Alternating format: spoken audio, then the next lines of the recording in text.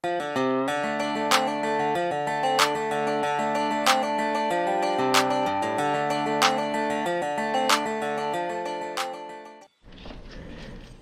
guys, good morning. Today is a Saturday and pupunta tayo ngayon sa Taktak. Siyempre hindi tayo magmamotor, tayo ay magbabike o kasama natin ang RB40 group. Pero ilan lang sa kanila, I think 3 or no, siguro mga 5 lang kami lahat. Okay, wala na ba akong nalimutan? Kasama of course ang kasera. Pero si Angkasera ay hindi angkas ngayon. Siya ay siyempre may sariling bike na dala. Pupunta tayo sa kwarto ng mga bikes. Sama natin si JJ. Ito yung gagamitin niya. Itong green na MTB. Yan, punta tayo dito sa kwarto ng mga bisikleta. Yan. Ito ang aming mga hybrids and MTBs ng mga bikes. Ito yung kay Angkasera, kay Adit. Ito yung gagamitin niya. I think ito yung gagamitin niya ngayon. Ito yung Kyoto. Tigas bago. Ay, malambot ang gulong. Ang hanginan. At ito yung kanyang Scott. Okay. Baka ito lang gamitin niya. Malambot ang gulong. Then gamitin ko naman. Ito naman yung mga road bikes ko. Yung Bianchi. And this one, ito gagamit natin ngayon. Ito si Canyon Aerobike. Yan, hindi natin siya nagagamit. So, siya ang gagamitin natin ngayon. Siya. Natin yung mga medyo malambot. Hanginan muna natin itong kay Angkasera na bike. Yung Toyota, pero gagamitin niya. Kasi bago ang birthday pa. So, hanginan muna natin siya. Usually, hinahangin namin dito ay mga 70 to 80 PSI. Kasi mag-aalang naman siya. So, ngayon ay may 42 lang. 75. Yun. Okay na yan. Tak-tak lang naman. Malapit lang yun, about 10 to 11 kilometers yata from here. Okay. Okay, so ito yung kanyang cage or bottle. And ito guys, ang laman ko ay yung mga makeup. Spare tube. Then alcohol, tissue. Yung sa akin ganito ay tools ang nilalagay ko. Alam niyo naman si Angkasera, mga fusion. Ayan, dyan siya nakalagay. Okay? Nakakiliin look siya. Then, rear lights lang yon. So, ito yung kanyang Kyoto. So, ito lang gagamitin niya kasi, yun nga, bago yung bar tape. And may lalagay siya ditong bike computer, Garmin. Okay? Let's go! Siya yung kasama namin, sila. Siya si Mark, at siya si... Ang pinakamalakas namin kasama, siya si Justin. Say hi. Siya si 54, dating member ng RB40. Lahat tumiwalag. Ito pa isa namin kasama, siya si JR. Siya si JJ. At syempre si Angkasera na nakabike na yun, hindi siya nakatupad. Yan. Nakatupad si Angkasera. Kaya lang ba? Nakatupad. Kasama pa sa video. Ayan. Ayun yung mag-distribute ng stub. Isang buting huwaran. Tulog pa. Tahimik, ano lang, boss. Sign language. Wala, betay. Napipi na. Nainis lang. May latigo kasi ito eh. Vertigo. Okay guys, pupunta na kami ng Taktak. 1, 2, 3, 4, 5 lang kami. 6 pala kami, 6. So si JJ ay anak namin. So 17 years old pa lang siya yata, or 18 or 18, I think 17. So tinetrain namin siyang umakyat. Yung first attempt niya dito, 4 na stop siya, 4 na tigil. Then second is wala na. From 4 stops to 0, hindi na siya tumitigil, diretso na. So ngayon yung third akyat niya. Kaya natin kung titigil siya or may straight niya ulit. Ang stretch nito from our place, sinabi ko kanina mga around 10 or 11 kilometers. Kaya lang puro akyat to. Hindi naman masyado mataas, siguro gradient of about 8-10%, gano'n lang naman. Meron akong by computer, yan. And meron siyang parang monitoring. So ang kinakount ko rito, or ang chinecheck ko rito ay yung heartbeat. Kasi guys, pag umakit kayo, dapat yung heartbeat nyo hindi siya masyadong tumataas unless titigil kayo pag tumaas na sobra. So ang formula yung ginagamit ko is 220, 220, leisure age. Like for me, like ako for example, I'm 60 years old, 61. So 220 less 61 is about 159. So I make sure hindi ako lumalagpas ng 160. Pero minsan umabot ako ng 170 heartbeat, pero medyo iba na yung pakiramdam nun. So guys, dapat doon lang kayo sa sa 220 leisure age. So yun lang dapat yung maximum heartbeat nyo. Otherwise, delikado rin sa puso yung ganun. Sobrang taas ng heartbeat. Pag Saturday, madaming umakyat, lalo na pag Sunday. But since itong week na ito nagkaroon ng mga ulan, no? Siguro maraming aakyat ngayon. So maghangin muna si JR. Yan, hindi na siya ngayon nakaangkas. Siyempre, hindi na pwede iangkas dito, no? Isa may dala siyang bike. Bike computer niya ay Wahoo ba yan? Wahoo. So, nag-measure ito yung mga gradient, heartbeat. Wala siya side mirror. So, dami kasi ng ilalagay kapag nagbabike. Ngayon, 120 na yung aking heartbeat there. Okay, so let's go.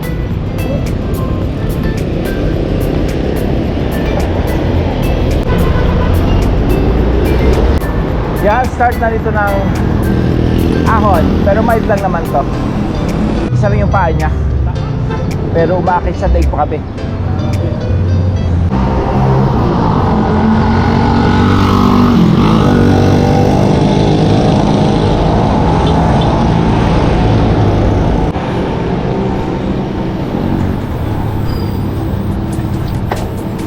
Yan siya guys, no?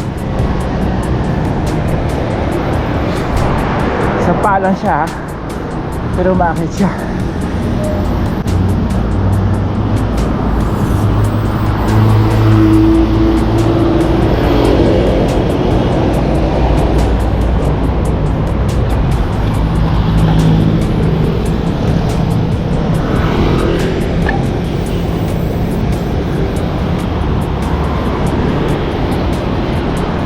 Hihingalin na ako. Hindi ko pwede habulin. Malakas siya. Kahit isa pa. Galing, no? Talo pa yung dalawa pa. Layo na niya, oh.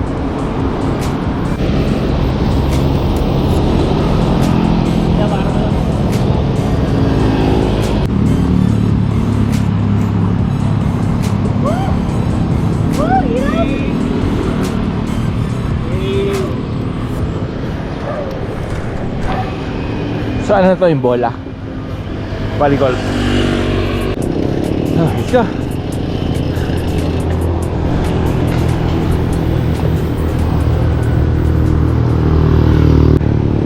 Mataas ito actually. Pero sa mga sanay, walay lang to.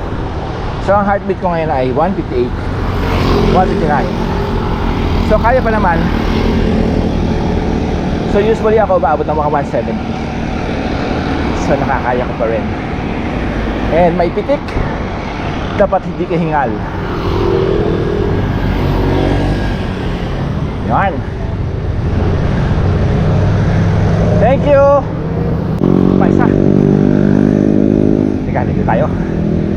meron tayong solo pick. Yan.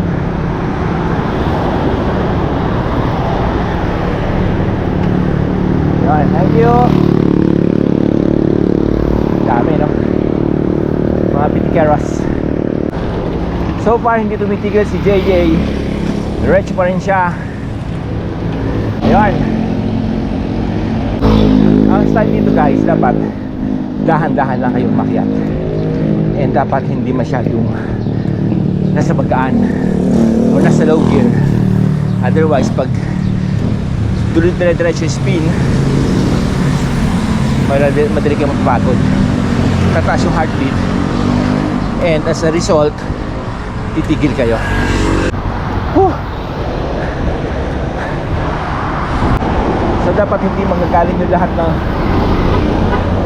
force sa pagpedal sa legs. Dapat manggagaling sa arm. Dapat pull up, push down. Pull up ang handlebar or ang drop bar, push down yung pedal. So that way hindi na sa legs magagaling. So lift up, push down. And pag medyo steep na yung akit ninyo, dapat you go forward with the saddle. Ayan, para mahuhulog na kayo. That way, para kayong nagkambyo, para kayong nagtaas ng isang gear, kasi mas malakas yung gano'n. Dapat tahan lang. And wag yung titignan yung destination nyo. Tingnan nyo siguro mga 1, 2, 3 meters lang. And again, dahan-dahan ng pag-akyat. Don't rush. Don't sprint. Otherwise, mauubos kayo. So ito medyo recovery, medyo pantay. So 159 ang aking heartbeat. Medyo tumataas din kasi mahirap magsalita habang umaakyat. So we are now in Metroview Bridge Estate. So yan yung malalakas umakyat. Yan, kaya sila malakas, no? Dito na tayo sa San Benildo or Saint Benilde, Antipolo Rizal, College of Saint Benilde. And dito guys, gradient dito is mababa na. So parang recovery na ito.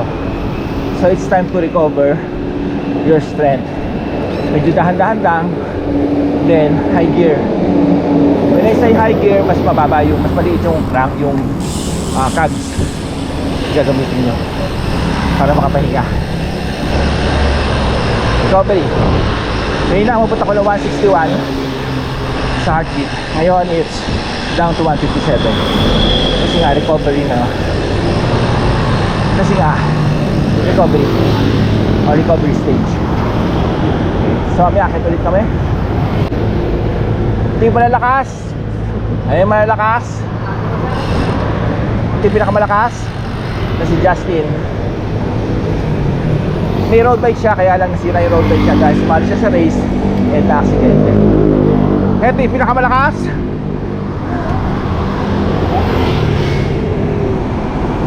Yan. Yan si Mark Tatoto. Ito yung naglalakas-lakasan. What? Yan. Ahon ulit kami. Papunta ng Fatima, Our Lady of Fatima University. Kaya nasa small rig lang ako para mas malakas. Whew. Gano'n ulit tayo? And dahan-dahan lang. Oops. Yun. Pull left arm, push left leg. Pero minsan sa mountain bike, sa road bike yung guys ha, minsan sa mountain bike baliktad din. So kung saan kayo mas komportable. Minsan pull right, push left. Parang binabatak yung handlebar. And then sabay yung pagtulak or sabay yung pagpedal. Ito na yung all through. Fatima University School and Hospital. So dahan-dahan lang. Whew. Whew. And dapat inhale sa ilong, exhale sa bibig. Inhale with your nose, exhale with your mouth. Relax. Dahan lang tayo. Pasang yung ulo ko. Siguro wala ako sa tulog. And remember this, guys, dapat pag-aakit kayo nang magbabay kayo ng long distance, dapat kompleto kayo sa tulog. Dapat 8 hours of sleep. Kasi pag hindi, malalanta kayo agad. So ito na yung way papuntang way up, papuntang Paddy's Point. Sumobra na ako, heartbeat is 161. Hindi, tama lang. That's the maximum. No, dapat pala 159 lang ako. Exhale, sleeping. Inhale sa ilong, exhale sa bibig, and dahan-dahan lang para makaakyat ng diretso. Down tayo ng gear. Yan. It's 164. Heartbeat is 164. 165. Tayo ulit. Exhale. Inhale. Yan ako. Magpitikera sa leg.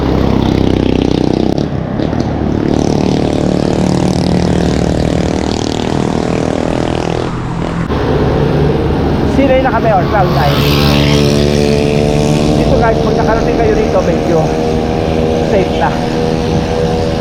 But I mean is, konti na yung ahon. And hindi na masyado mataas. And may buwelo. So ginagawa rin din ang stopover to. See, dami naka-stopover dito. Tapos dami rin yung kefeka dito. Natagal ang tawag dito. Hirap pag muna sa tulog. So dahan-dahan lang. See, may konting akyat pero konti lang. Siguro kung 5% lang yun, 6%. Then patag na. Yan, ito na yung outrigger. And may lalagay dito Starbucks sa lugar na ito. Ito palusong, but guys, be careful sa mga palusong na ito. Dapat control nyo lang yung bike. Kung sobrang tulin, ay natin ma-aksidente, diba? So dapat control nyo lang. At kapag ang bike nyo ay yung hydraulic, dapat medyo tansyahin nyo kasi baka mag-init eh. So medyo salitan once in a while or sabay. Kasi iba yung bike, parang motor din to, no? Iba yung bike pag sabay yung tigil. And mas mataas ang i-apply nyo na pressure sa front brake compared sa rear brake. Kasi kapag sa rear brake, straight kayo. Wala pinag-iwan din sa motor to, pati yung control nyo. Kung saan kayo tumingin, doon kayo dadaling ng bike. Same goes, diba, sa motorcycle. Kung saan kayo tumingin, doon pupunta yung bike. Okay, so dito na ulit si JJ. Naka-on siya straight again for the second time. So non-stop, hindi siya tumitigil. So ang ini-apply niya yung sinasabi ko lang kanina. Ito may konti uling ahon, pero konti na lang to. Iyak-iyakan niya to. Ewan ko ako. Yan. Bilis oh, naiiwan na ako.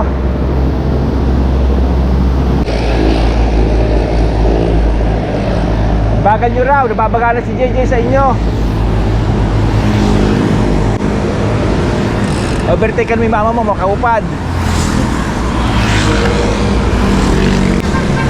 Yan, mataas yung gradient. Tayo. Taas ng kabyo. Layo ka pa JJ, nasa gitna pa lang. Yan. Paano ba yung sumuntok sa tiyan? O, baba ng gear. Ayos. Recovery, dahan-dahan lang. Dahan-dahan. Sige, dahan-dahan lang. Recover.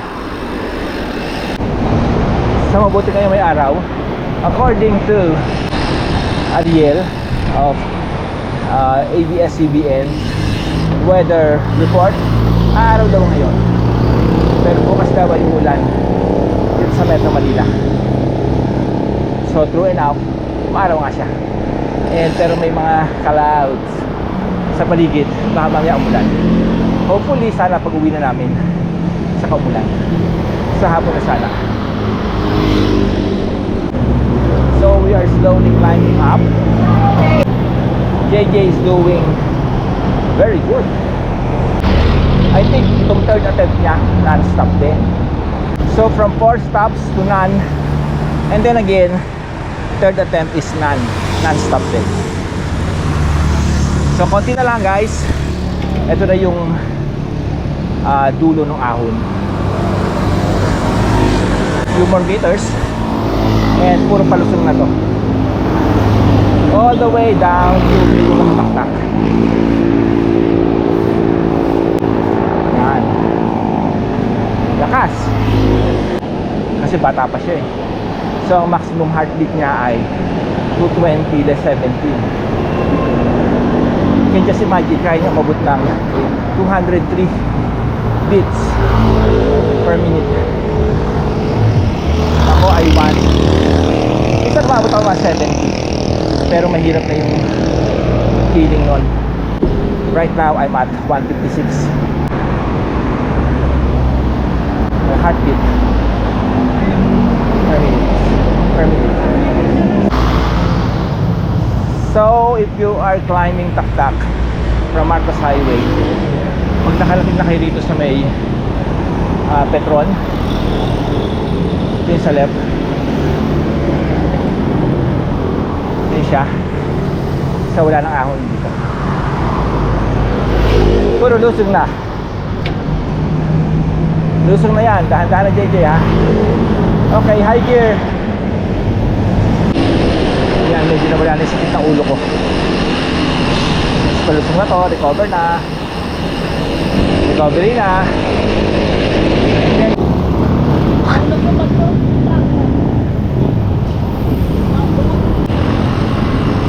Wala pa isang kasama namin. Start muna ako dito. Kala ko nawawala ka eh.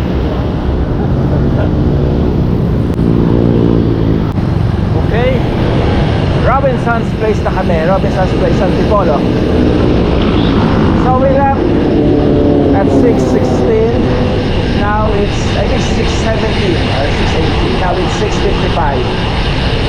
So ganun kami kabagal. Going up to, dito pa na sa Robinson's. Sa pag-usap dito guys, medyo dahan-dahan lang kayo yung nagayahan yung ibang kitulin-tulin, kasi especially kapag wet yung kalsada, medyo delikado rito. Ito sa slide. Baba aking seat post. Yun just natin baba aking seat post kasi merong ano natin, may tipid. Dapat 6 Nm of torque lang. So kapag sumobra, baka mag-crack yung frame. Frame kasi nito ay carbon, so delikado siya kapag mag-overtight. Wala naman ako pa French. Pentameter lang ginagamit namin. So siguro hindi masyadong mahigpit, kaya siya buwaba. So nag-rise ang LeBlanc Hotel. So nag-ride kami LeBlanc, then dulugan Taktak na para lang mag-breakfast. Pinagbisahan daw. Oo, pinagbisahan. May ito pa din dito. Hindi pinapawisa si Justin. Babagal nyo kasi. Walang pawis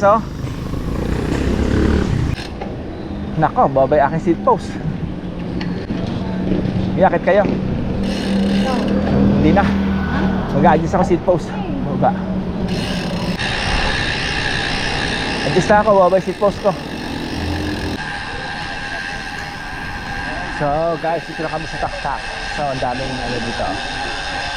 Mga tindahan, restaurant.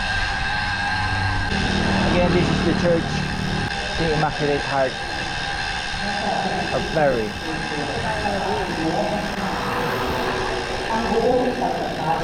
May mass. Dami, no? Daming restaurant, daming mga tao. Lalo na kapag Sunday, guys, mas madami dito.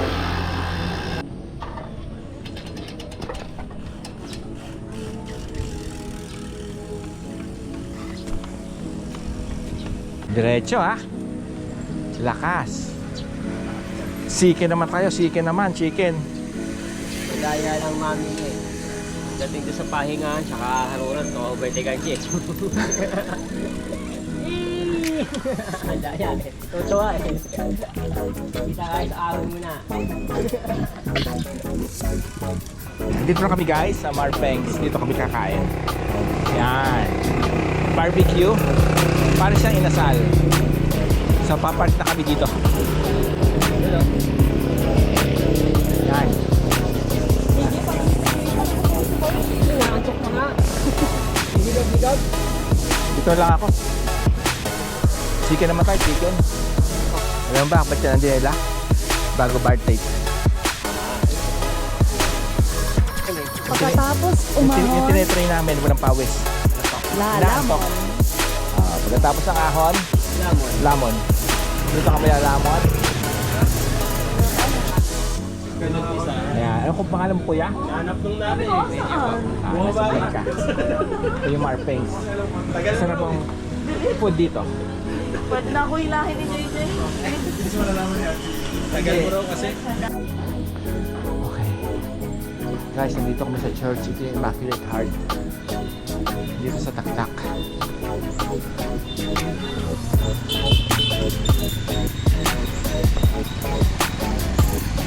And paalis na kami. Dito sa Taktak. Pauwi na kami. Pabalik na kami sa Mambugan.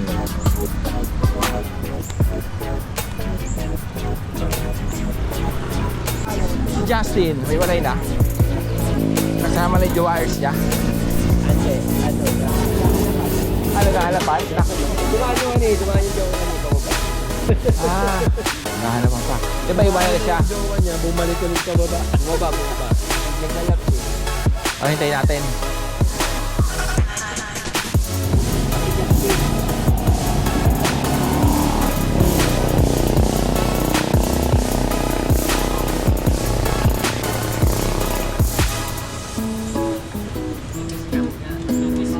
Pag nakakis na saka daw eh. Sayang ang punta pag walang case.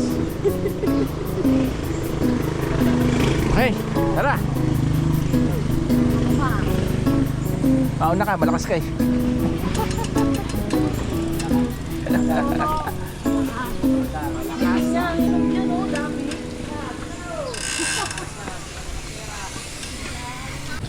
Yan, patry mo kay JJ yan.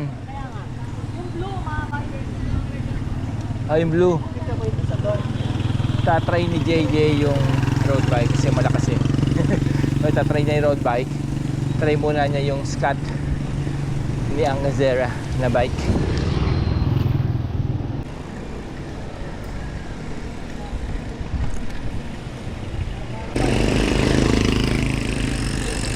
Diretso. Hops, hops. Sige. Yan, Robinson sa Tipolo na kami guys. Pagbalik kasi meron pa kaming project na parang relief goods para sa mga nasalanta ng Typhoon Karina. So magdi-distribute pa kami noon.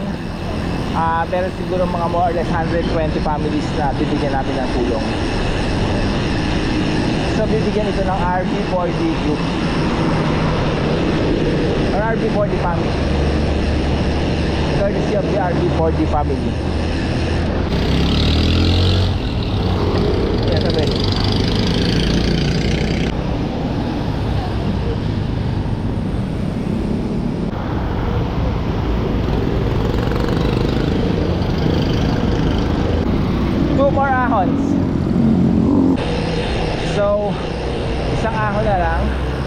Magaling natin na sa may Rapid A.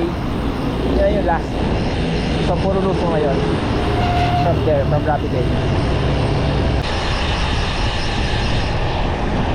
Bilis. Oh, wow.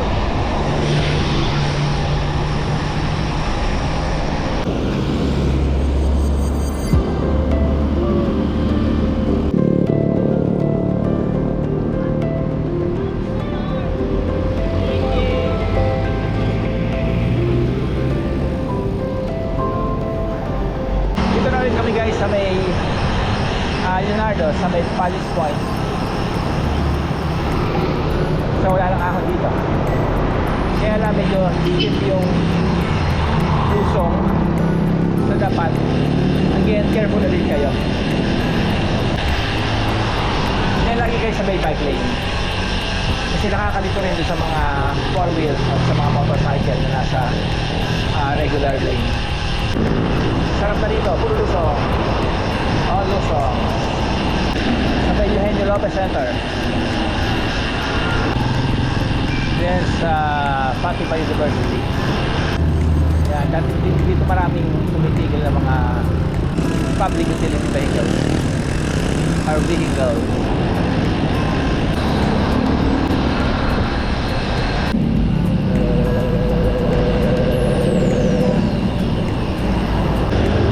Dito guys sa may parking nito nag-difficult ito. Lalo na kung may mga truck. Meron isang accidents dito. So marami aksidente nangyayari dito. So careful kayo dito. And guys, dito na kami. So we're back home. Thank you guys. Thank you for watching. Please like, share, and subscribe to our YouTube channel. Thank you guys. Bye.